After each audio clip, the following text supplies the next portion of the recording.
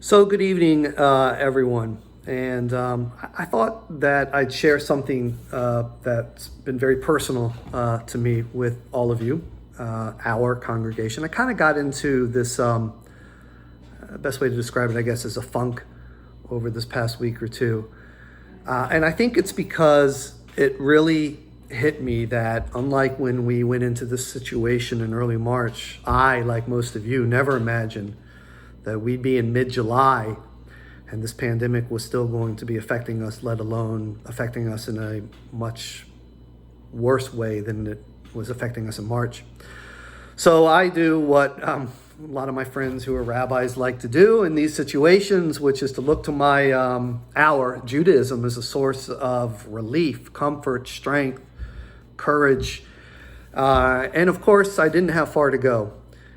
Because I started reading these very meaningful and encouraging words from our rabbis of antiquity and midrashic explanations that gave a positive message of hope, and modern philosophers. I picked up some Martin Buber off of my bookshelf, my personal favorite for spiritual sustenance, and that was very helpful and very good. But what I really wanted to share with you was that the human element of our present circumstances is what really did the trick for me and kind of getting me out of this groove that I had been in for the last week or so.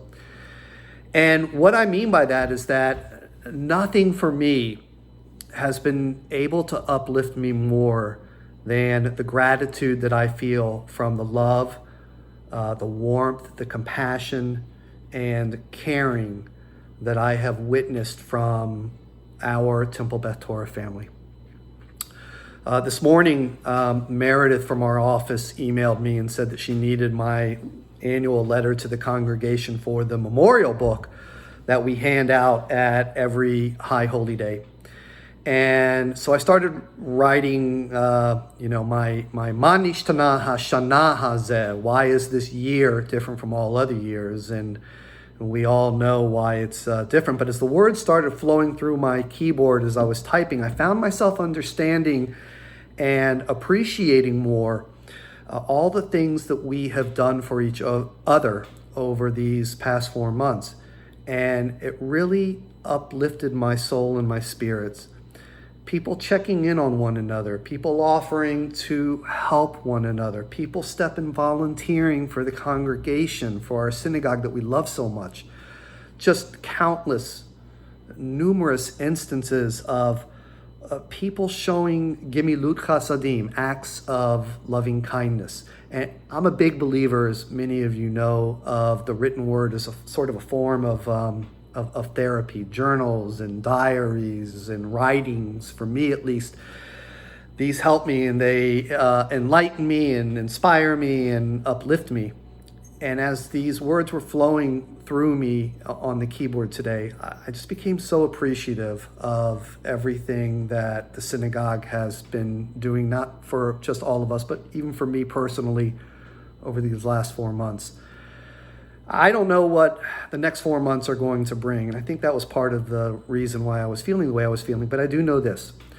Whatever it is, we have proven to ourselves that as a community of Jews who care deeply for one another, Jews who care deeply for our neighbors, our community, our country, through our support of one another, we will endure and we will be sustained.